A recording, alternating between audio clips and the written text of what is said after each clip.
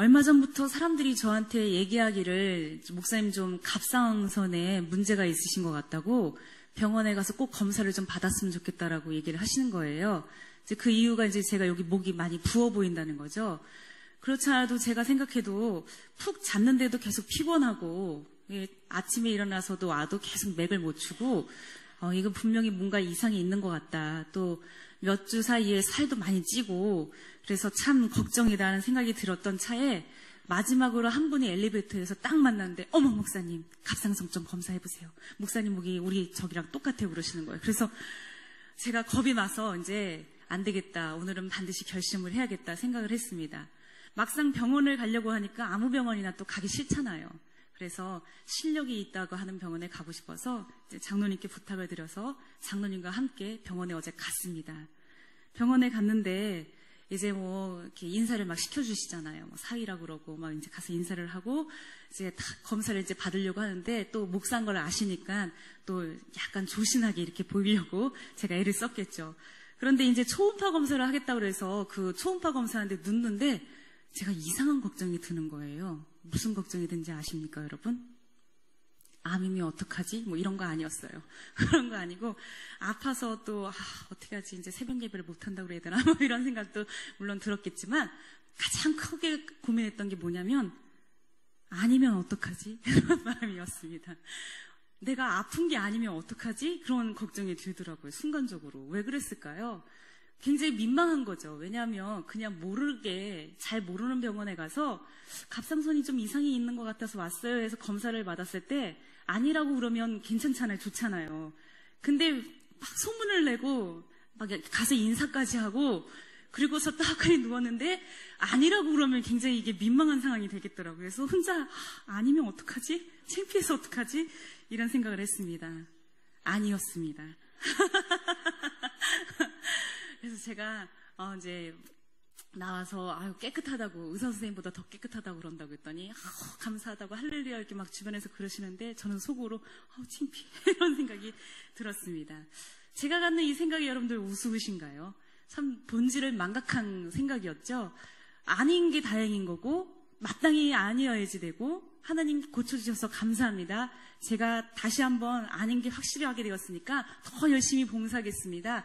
이런 마음을 가지고 가서 누워 있어야지 되는 그 초음파 검사실에서 왜 머릿속에 아니면 어떡하지라는 생각이 들었을까? 참 어리석다라는 생각을 해보았습니다. 그런데 저처럼 어리석은 사람이 오늘 우리 성경에 등장하는 인물인 것 같습니다.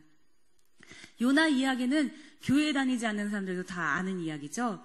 대부분 이걸 커다란 물고기를 고래로 착각을 하시던데 고래란 말은 성경에 어디에도 없어요. 그렇지만 어쨌든 큰 물고기 뱃속에 들어갔던 사람의 이야기를 많은 사람들이 여러 이야기 속에서 이렇게 말하는 것들을 들을 때가 있습니다. 그들이 교회를 다녔건 그리고 성경을 읽지 않았다 할지라도 다 아는 한 번씩은 들어봤던 이야기가 요나의 이야기인 것 같습니다. 뭐 주일학교 아이들 중에도 이 성경 인물 중에 재밌어하는 이야기 중에 하나가 바로 이 요나의 이야기일 겁니다. 뭐 사자굴에 던져진 다니엘 이야기도 재밌게 들려지는 이야기가 하나일 거고 그 다음 또 재밌게 읽혀지는 이야기가 바로 이 요나의 이야기죠. 사람들이 재밌어 할 만한 것들로 구성되어 있고 선지서라고 하기에는 굉장히 엄중하고 장엄한 명령이 있다기보다는 익살스러운 표현들이 훨씬 더 많기 때문에 요나서는 금방 읽히기도 하고 웃으면서 읽기도 합니다. 계속해서 익살스러움 때문에 이 실수를 계속해서 흘릴 수밖에 없는 그런 성경이 바로 요나인 것 같습니다. 그러나 재미있게 읽으면서 요나가 참 어리석구나, 바보 같구나 그런 생각하면서 읽다가 보면서 또 한편으로는 묵직한 하나님의 음성이 들리는 것 같아서 마음 한켠이 무거워지는 것이 바로 또 요나인 것 같습니다. 요나는 하나님께서 그 니느웨 성을 향해서 재앙을 내리실 것이라고 하는 것을 가서 예언하라고 명령을 받은 선지자였습니다. 이 요나는 참 독특하죠. 대부분의 선지자들은 하나님이 너무너무 말도 안 되는 것들을 요구하실 때마다 한마디 불평 없이 다 순종했던 것들을 아시죠. 어떤 선지자는 하나님이 일평생 결혼하지 말라고 그래서 결혼하지도 않기도 했고요. 어떤 선지자는 하나님께서 결혼하라고 명령하셨는데 그것도 몸을 파는 창녀와 같은 여자와 결혼하라고 명령하셔서 그렇게 했고 그 아내가 팔려가기도 했고 다시 돈을 주고 사와야지 됐고 자기의 아이들이 아닌 아이들을 자기의 아이들로 삼아 키우는 그런 일들을 겪기도 했습니다. 어떤 선지자는요 3년 동안 한쪽 방향으로만 누워있으라고 그래서 한쪽 방향으로만 누워있었던 선지자도 있습니다. 얼마나 하나님께서 선지자들에게 요구하시는 것이 아주 세세하고 힘겹고 어려운 것이었는지 모릅니다. 그러나 그 어떤 선지자도 싫다라고 말한 적도 없고 그것을 거역한 선지자도 없죠. 그러나 요나가 굉장히 독특한 것은 그 하나님의 명령을 바로 어긴다는 것이죠. 요나가 니느웨로 가지 않고 여러분도 다 알다시피 반대 방향 다시스로 향하여 나아가죠. 그런 요나의 모습을 보면서 여러분들은 어떻게 생각이 듭니까? 마치 말 안 듣는 남동생 보는 듯한 느낌이 들지 않으십니까? 저도 그렇습니다. 그 요나의 이야기를 읽을 때마다 어쩜 이렇게 말을 안 들어? 이런 생각을 제가 항상 갖게 되거든요. 말 안 들어서 결국에는 아버지한테 회초리 맞는 저희 친정 오빠도 생각이 나고 여러 사람들의 모습이 생각나면서 그렇게 거역할 수 있을까? 대단하다. 하나님이 명령하셨는데 어쩜 이렇게 거역할 수 있지? 대단하다. 이런 생각들을 해보았습니다. 그리고 그 요나가 결국 여러분이 잘 아는 대로 도망가다가 결국 폭풍을 만나고 바다에 빠지는 신세가 되었죠. 요나가 바다에 빠져졌을 때 그는 죽은 목숨이었습니다. 그가 바다에 던져지는 것을 내가 바다에 던져지겠습니다라고 얘기하는 것, 제비뽑기를 해서 그가 나왔던 그 과정을 거치면서 요나는 깨달았을 겁니다. 내가 하나님의 명령을 거역했기 때문에 죽을 수밖에 없겠구나. 그가 바다에 던져지는 순간 그는 하나님의 자비를 간구하지 않았습니다. 하나님이 자기를 살려줄 거라고 생각도 못했을 겁니다. 마땅히 자기는 죽을 수밖에 없는 존재였죠. 성경에서 하나님의 명령을 거역했다가 죽는 사람이 얼마나 많습니까?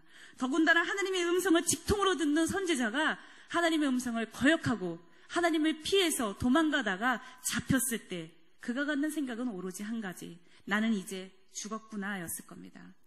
그런 그를 하나님은 구해주셨죠. 성경 말씀에 보면 하나님께서 물고기를 준비해 두셨다라고 되어 있습니다. 예비해 두셨다라고 되어 있습니다.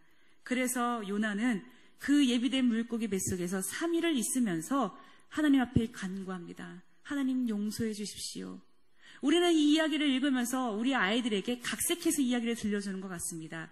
그래서 요나는 니느웨로 가서 하나님의 회개를 잘 선포하고 회개하라고 얘기했어요. 그렇게 설교하지 않습니까? 그런데 여러분, 성경을 다시 한번 읽어보십시오. 요나는 니느웨에 하나님의 명령대로 가서 회개하라고 이야기하지 않았습니다. 요나가 한 것은 무엇입니까? 너희 성에 40일 후면 재앙이 내릴 것인데 모든 너희들의 살아있는 것들은 다 죽을 것이다 라고 이야기했죠. 얼마나 독한 말입니까? 그런데 그 길을 하룻길을 걸어다니면서 요나가 선포하고 다녔죠. 뱃속에서 하나님의 물고기 뱃속에서 하나님 앞에 간절히 간구해서 생명을 건진 요나는 그래 내가 하나님 앞에 순종하겠습니다. 나의 서원을 갚겠습니다 라고 고백한 후에 니느웨에 도착해서 하나님이 명령하신 대로 회개하라고 말한 것이 아니라 하나님이 명령하신 대로 너희들은 이제 곧 멸망하게 될 것이다 라고 이야기했던 것이죠. 그리고 요나가 지켜봅니다. 그런데 이상하게 니느웨에 이상한 일들이 일어납니다. 요나의 이야기를 듣고 요나가 얼마나 대단한 설교가였는지 모르겠지만 왕서부터 시작해서 모든 백성들이 회개하기 시작합니다. 요나의 그 말을 듣고 무슨 미친놈이 하나 와서 떠드는구나라가 아니라 모두가 다 듣고 두려워하여서 자기가 가지고 있던 옷을 벗고 굵은 베옷을 입고 금식을 선언하고 짐승들에게조차 물 한 모금 먹이지 않고 회개하고 또 회개하는 일들이 일어나기 시작을 합니다. 신기하기도 하죠. 그리고 결국은 그들이 이렇게 이야기합니다. 3장 9절 말씀에 이렇게 써 있는데요. 같이 한번 읽어볼까요? 하나님이 뜻을 돌이키시고 그 진노를 그치사 우리가 멸망하지 않게 하시리라. 그렇지 않을 줄을 누가 알겠느냐 한지라. 대단한 고백이죠. 느느웨 사람들은 이렇게 고백을 했던 겁니다. 우리가 이렇게 회개하면 하나님이 혹시 용서해 줄 줄 몰라. 안 그럴 줄 누가 알아? 라고 이야기하면서 그들이 회개했던 것입니다. 그러자 하나님께서는 10절에 이렇게 돼 있죠. 같이 읽을게요.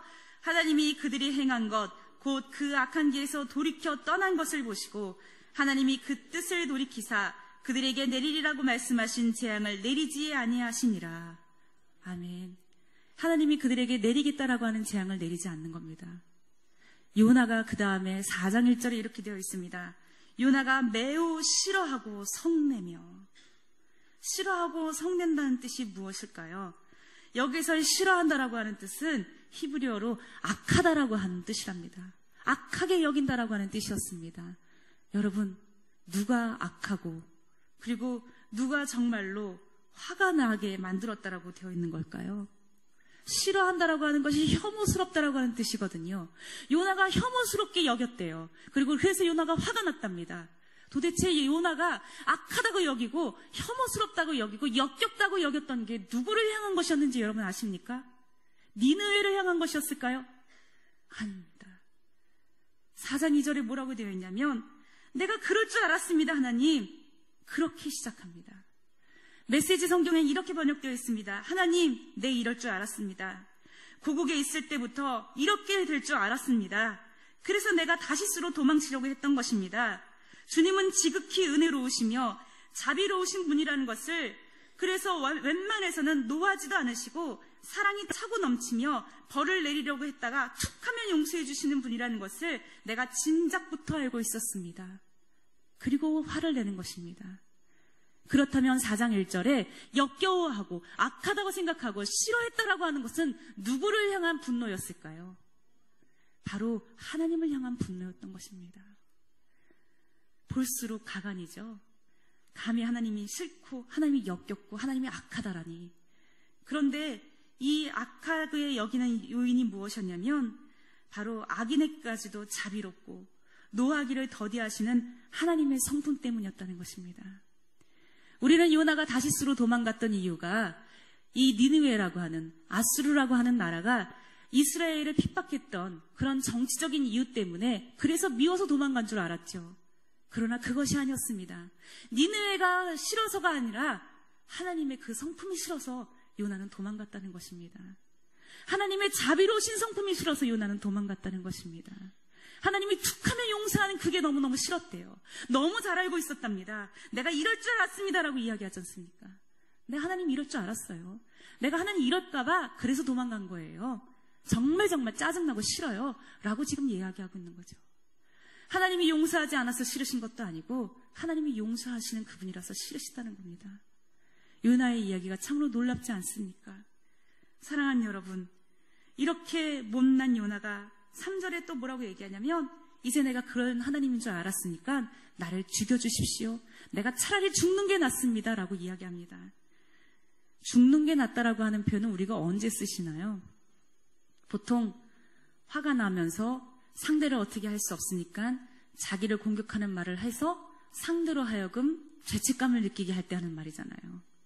여성들은 이렇게 얘기하지. 이혼해. 이런 얘기 하잖아요.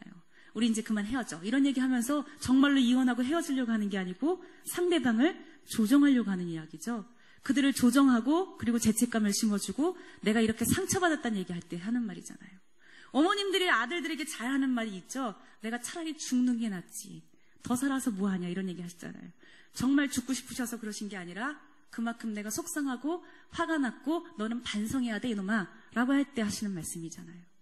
요나가 하나님 앞에서 내가 차라리 나를 죽여주십시오 하나님, 내가 죽는 게 낫겠습니다 라고 하는 말이 무엇입니까? 나 하나님 때문에 너무 화가 났고 하나님하고 보고 싶지도 않고요. 하나님 정말로 잘못하신 거예요 라고 이야기하는 거죠. 요나의 이 건방짐에 대해 여러분은 어떻게 생각하십니까? 저는 요나의 이 부분을 읽으면서 갑자기 한켠 찝찝한 마음이 들기 시작했습니다. 요나를 구원하기 위해서 하나님은 물고기를 예비하셨고 그 물고기 속에서 요나는 3일 동안 하나님을 찬양하면서 기도했죠. 하나님이 나를 위해서 이 깊은 물고기 뱃속에서 나를 건지시고 나를 이렇게 서원을 갚게 하시는구나. 하나님이 내가 죽는 줄 알았는데 나를 건지셨구나 하고 얼마나 기뻐했습니까? 얼마나 하나님을 찬양했습니까? 죽을 죄를 지었음에도 불구하고 자신을 향하신 그 자비로움 때문에 그가 얼마나 하나님을 찬양했습니까? 그런데 똑같이 자신에게 베푸는 그 자비를 니느웨를 향하여서 베푸시자 요나는 그 하나님의 성품이 역겹다고 이야기하며 그 하나님을 비판하고 있는 것이죠. 오늘 아침에 아주 기쁜 일이 하나 있었습니다. 제가 최근에 유학 가신 박대현 전사님 대신해서 유년부를 좀 잠시 맡고 있는데 유년부에 가서 이렇게 아이들과 함께 하고 있는데 선생님들의 이제 모습들을 제가 보게 되잖아요. 작년에까지 19이었던 고등부 학생이었던 아기 같은 우리 남자 청년 하나가 20살이 되어서 이제 유년부 교사가 되었더라고요. 유년부 교사로 뭘 하나 봤더니 담임 선생님을 하고 있는 거예요. 1학년을 맡아서 담당을 하고 있는데 아이들이 잘 나오지 않는다면 굉장히 염려하고 기도 제목마다 이렇게 항상 기도 제목을 내놓거든요. 그런데 오늘 아침에 비가 왔잖아요. 근데 한 명의 여학생한테 전화를 하더라고요.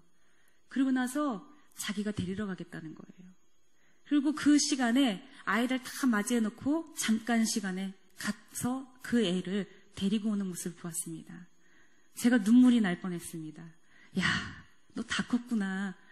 그렇게 얘기할 수 없더라고요. 정말로 선생님 존경합니다라고 얘기하게 되더라고요. 여러분, 20살짜리 이 젊은 청년이 이제 갓 성년식을 제대로 치르지 못한 만 21세가 아니잖아요.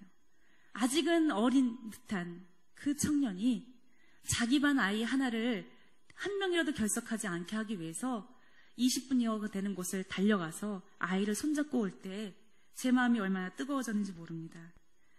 사실은 그 선생님의 모습을 보면서 제가 느꼈던 것은 20살 청년의 어린 나이의 얼굴이 아니라 한 명의 잃은 양을 찾기 위해서 헤매는 주님의 얼굴이 보이는 것 같아서 가슴이 뭉클해졌습니다.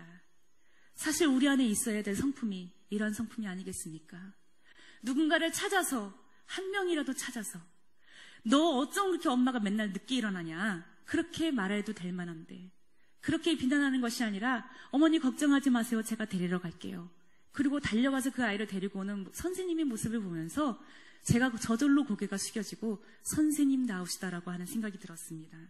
이게 바로 우리에게 주신 하나님의 성품 아니겠습니까? 하나님의 성품이 어찌 자비롭지 않겠습니까?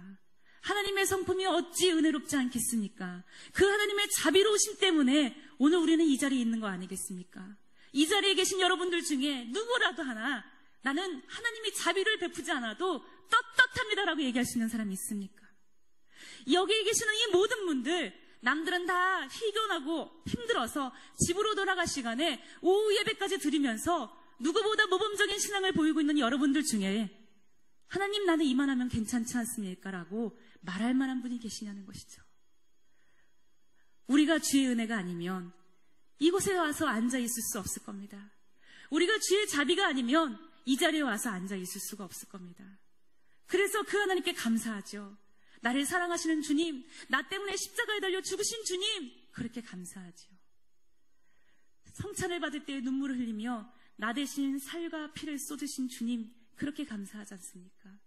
그런데 그 사랑이 내가 아닌 다른 이를 향할 때는 왜 그렇게 화가 날까요? 그 사랑이, 그 자비가 내가 아닌, 내가 한심하게 생각하는 그 사람을 향할 때는 하나님은 정말로 생각도 없으신 분 같고 하나님은 정말로 부족하신 분처럼 그렇게 우리는 하나님을 비아냥거리고 있지는 않습니까? 사랑하는 여러분, 그리고 이렇게 화가 나서 차라리 죽여달라고 화를 내고 또 화를 내며 하나님 앞에 대드는 요나에게 하나님은 묻습니다. 뭐라고 묻습니까? 4절 말씀 같이 읽어보겠습니다. 4장 4절입니다. 여호와께서 이르시되 내가 성내는 것이 옳으냐 하시니라. 하나님의 이 질문, 이건 정말 몰라서 물어보시는 게 아니죠. 우리들 잘 쓰잖아요. 너 그렇게 하는 게 맞다고 생각해? 라고 우리 아이들한테 묻잖아요. 그 얘기는 뭡니까? 너 그거 잘못하는 거야 라고 이야기하는 거죠. 하나님이 요나에게 묻습니다. 너 이렇게 성내는 거 옳으냐? 너 왜 이렇게 성내니? 라고 물어보시는 거죠. 그때 요나는 아무 대답도 안 합니다. 그리고 꿋꿋하게 어떻게 하냐면 성읍에서 나와서 성읍이 잘 보이는 곳에 가서 초막을 짓습니다. 무엇하려고요?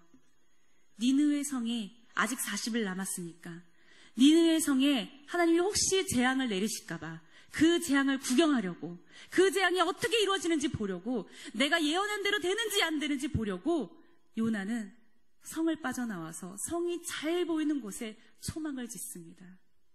이 시리아와 또 이 이스라엘 고대 근동 이쪽 지역은 여름에 햇볕이 너무나 뜨겁다고 합니다. 그러니까 사막에 부는 바람이 얼마나 뜨겁고 황량하겠습니까?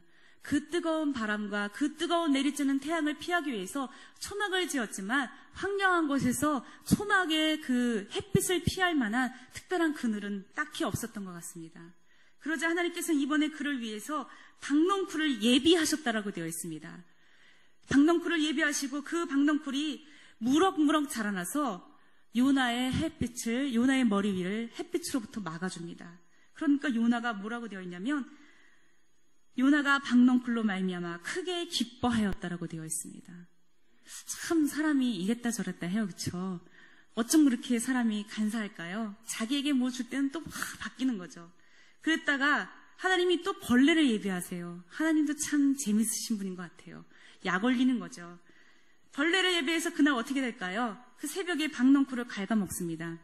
그러자 이제 낮이 되었더니 그 박넝쿨이 시들고 말았죠. 그러자 이번에 또 요나가 화를 내면서 뭐라고 얘기하냐면 내가 죽기를 구하여 이르되 사는 것보다 죽는 것이 내게 낫습니다라고 또 이야기합니다.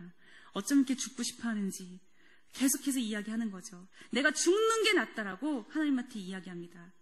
하나님이 뭐라고 물어보시나요? 요나야, 내가 성내는 게 옳으냐? 라고 또 물어봅니다. 대부분 이쯤 되면 하나님 잘못했습니다라고 나올 만도 한데 요나의 대답이 더 가관입니다. 9절 말씀 한번 읽어볼까요? 하나님이 요나에게 이르시되 내가 이 박넝쿨로 말미암아 성내는 것이 어찌 옳으냐 하시니 그가 대답하되 내가 성내어 죽기까지 할지라도 옳으니이다 하니라. 자기가 성내어 죽기까지 해도 자기가 옳대요. 하나님과 옳고 그름의 문제를 가지고 경쟁하고 있습니다. 하나님 앞에 자기가 옳다라고 이야기하고 있는 것이죠. 하나님의 자비가 역겹고 하나님의 자비가 악한 것이고 그리고 내가 이렇게 마땅하게 화내는 거 당연한 것입니다라고 요나는 이야기하고 있는 것이죠. 사랑하는 여러분, 누가복음 15장 10절 말씀엔 이렇게 되어 있습니다. 내가 너희에게 이르노니 이와 같이 죄인 한 사람이 회개하면 하나님의 사자를 앞에 하나님께서 기쁨이 되느니라. 하나님의 사자들 앞에 기쁨이 된다라고 하나님이 이야기하고 계시죠. 한 영혼이 돌아오는 것만으로도 기뻐하시는 그 하나님이 이 니느웨 사람들이 회개하였을 때 얼마나 기뻐하셨을까. 그 하나님의 기쁨에 보다 감사하고 감격하는 것이 아니라 니느웨의 마음에는 그런 자비를 저들에게 베푸시다니 정말로 하나님은 어리석습니다라고 하는 분노가 강하게 있었다는 것입니다. 제가 가끔 교회 봉사를 할 때 황당한 이야기를 들을 때가 있습니다. 이제 새롭게 어떤 조직을 조직하면서 권사님, 집사님 저랑 이제 이 사역을 좀 도와주셨으면 좋겠습니다. 그러면 대부분 다 좋다라고 이야기하십니다. 너무너무 좋아서 이렇게 딱 이제 첫 번째 모임을 가지면 갑자기 표정들이 바뀝니다.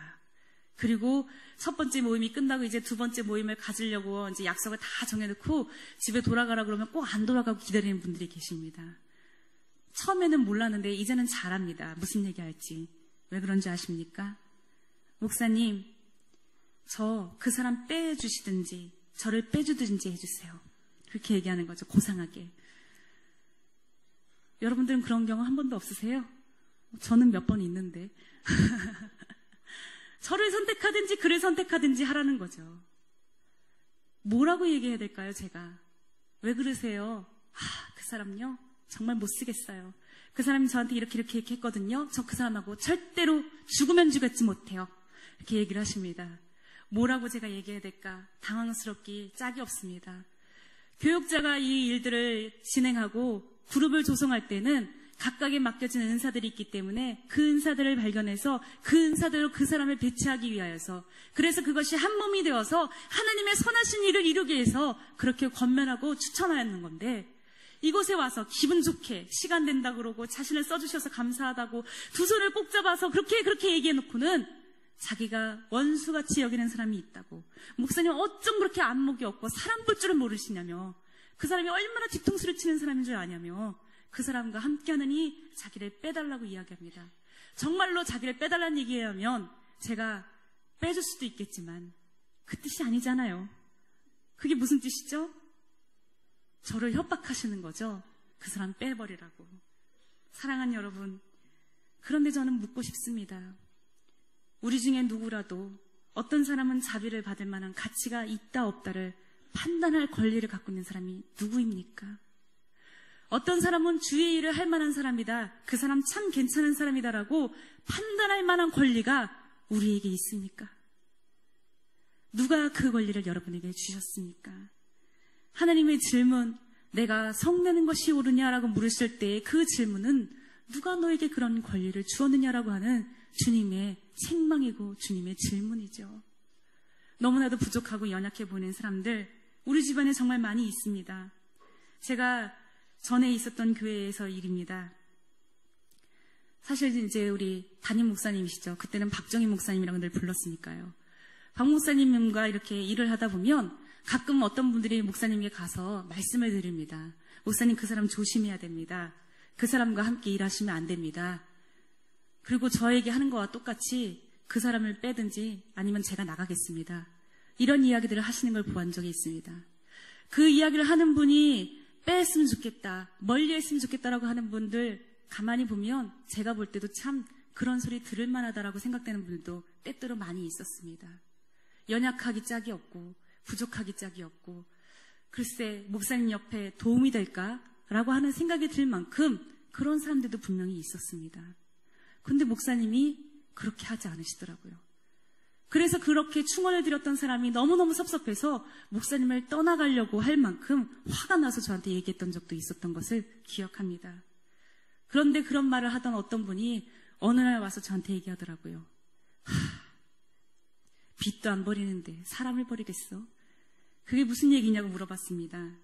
목사님 자리에 가면 목사님이 아주 오랫동안 쓰시는 낡은 빗 하나가 있습니다. 머리빗, 이렇게 두들기는 빗이요. 이발소를 운영하시는 어떤 집사님 한 분이 목사님 쓰시라고 주셨다는 거예요. 비싼 것도 아니고 그렇게 뭐 그런 것도 아닌데 그 빗을 아주 오랫동안 쓰시면서 그 빗으로 이렇게 머리를 툭툭툭 두들기면서 얘기를 하시는 거죠. 그러니까 그 모습을 보고 목사님 빗 하나 새로 사드릴까요? 라고 물어봤대요. 그랬더니 아니라고. 왜 그러셨을까요? 알뜰해서. 물론 알뜰하실 겁니다. 그런데 뭐라고 얘기하셨냐면 이 빚을 주신 집사님의 마음이 담겨있기 때문에 내가 이 빚을 버릴 수가 없더라고. 그 이야기를 하면서 저한테 하는 말이, 정 목사님, 낡은 빚 하나 안 버리는데 사람을 버리겠습니까? 저는 너무너무 가슴이 뭉클해졌었습니다. 우리의 교육자가, 우리의 목사님이 사람이 부족하고 연약하다는 이유 때문에 버리지 않기 때문에 그것이 얼마나 다행이고 그것이 얼마나 감사한 일인지 여러분들은 느끼십니까? 그런데 여러분, 더 크신 일이 있습니다. 하나님이 우리가 연약하다고, 하나님이 우리가 부족하다고 우리를 버리지 않으신다는 것이죠. 자식을 버리는 부모가 없듯이 하나님도 우리를 버리실 수가 없다는 것이죠. 그 사랑을 누리고 있으면서 우리는 우리의 형제가 못났다고, 부족하다고, 말썽쟁이라고, 벌 주시라고 우리를 얼마나 기도합니까? 하나님, 그 사람 어떻게 그렇게 할 수 있어요? 하나님, 벌 주세요. 그 사람이 잘 되면 얼마나 뒤돌아서서 시험에 빠집니까? 어떻게 그러실 수 있어요, 하나님? 나는 이런 것도 다 봉사했는데 그 사람 삐죽이 얼굴 몇 번 내밀고 권사됐어요. 그러면서 우리 얼마나 시험에 듭니까? 우리가 그게 하나님 앞에 드릴 이야기입니까? 우리가 마치 하는 이야기가 우리 엄마한테, 엄마, 오빠 말썽쟁이니까 오빠 버려, 오빠 돌보지 마, 성실한 나를 더 사랑해줘 라고 얘기하는 거와 똑같겠죠. 하나님의 가슴에 대못을 박으면서 우리가 성내고 있는 것이 당연하고 마땅하다라고 이야기하고 있는 것이죠. 사랑하는 여러분, 누가 우리에게 그러한 권리를 주셨습니까? 심지어 우리가 우리의 형제에게도 그렇게 할 수 없는데, 우리가 저 밖에 믿지 아니하는 사람들이 우리 앞에 무례하게 행동한다 할지라도 우리가 어찌 그들을 향하여서 너희들은 그러니까 저주받은 백성이야 라고 말할 수 있겠습니까? 우리가 누구를 용서할 수 없을까요? 우리가 누구를 향해서 저 사람 잘못되면 좋겠다, 저 사람 잘 되는 거 너무너무 배 아파라고 말할 수 있겠습니까? 누구를 버려주십시오라고 말할 수 있겠냐는 것이죠. 사랑하는 여러분, 하나님이 우리에게 묻습니다. 너희의 성내는 것이 옳으냐? 너희의 성내는 것이 옳으냐? 한 사람도 버리지 않고 아끼시는 하나님, 그것이 어찌 전도에만 관련된 이야기가 될 수 있겠습니까? 그것이 어찌 바깥에 있는 사람들에만 향하는 이야기가 될 수 있겠습니까?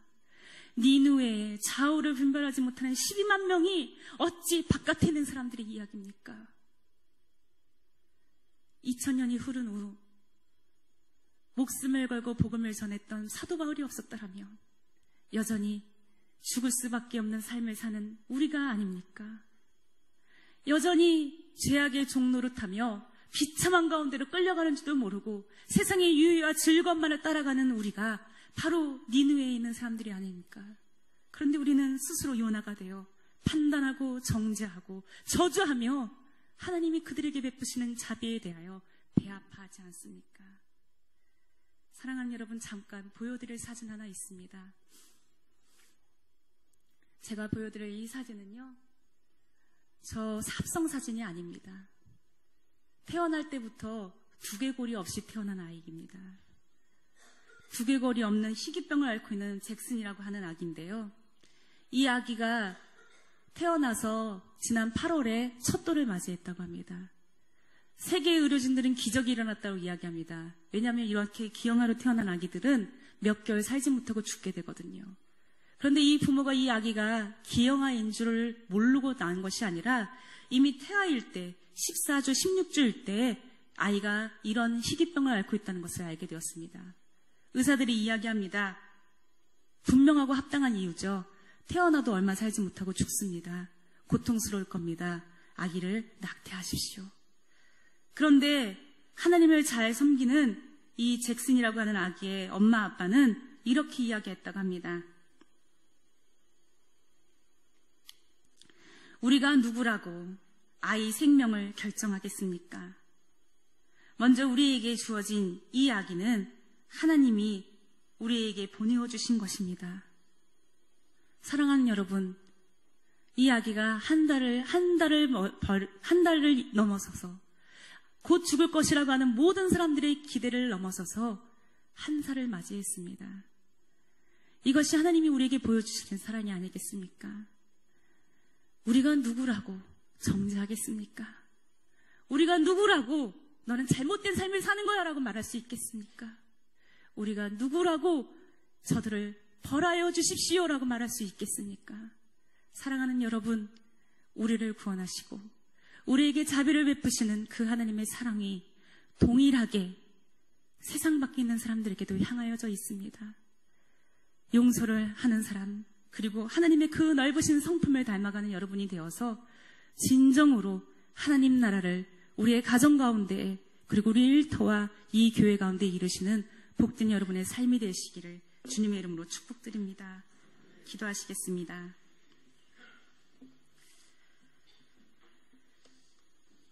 사랑의 하나님, 요나가 우리입니다.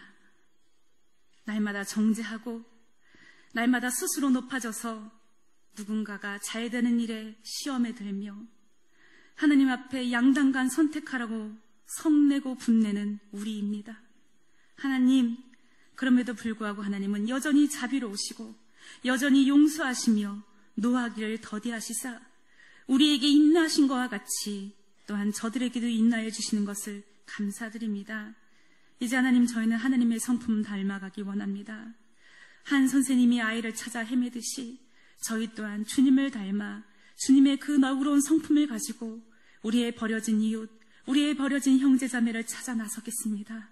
그들을 끌어안겠습니다. 하나님 인도하여 주시옵소서. 예수님의 이름으로 기도드립니다. 아멘.